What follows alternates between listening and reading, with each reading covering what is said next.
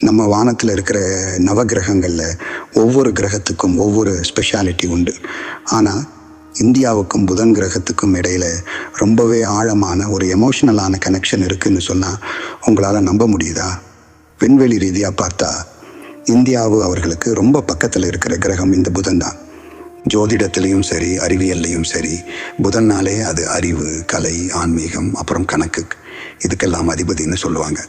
யோசிச்சு பாருங்களேன், ஏன் நம்ம நாட்டில் மட்டும் இவ்வளவு மகான்களும் ரிஷிகளும் வானவியல் நிபுணர்களும் உருவானாங்க?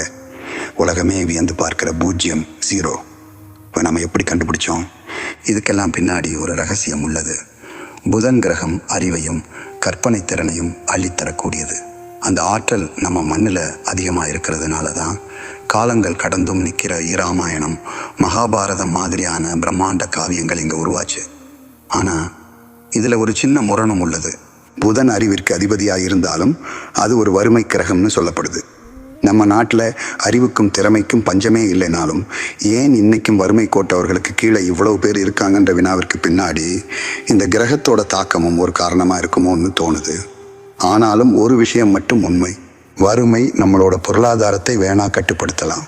ஆனால் புதன் கொடுத்த அந்த அசாத்தியமான புத்திசாலித்தனத்தையும் கற்பனை திறனையும் யாராலையும் கட்டுப்படுத்த முடியாது. பணம் இல்லாதவன் ஏழை இல்லை, கற்பனையும் அறிவும் இல்லாதவன் தான் உண்மையான ஏழை.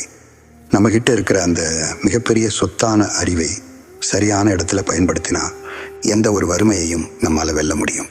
உங்களவர்களுக்கு இந்த தகவல் பிடிச்சிருந்தா இந்த வீடியோவை உங்கள் நண்பர்களோட ஷேர் பண்ணுங்கள்.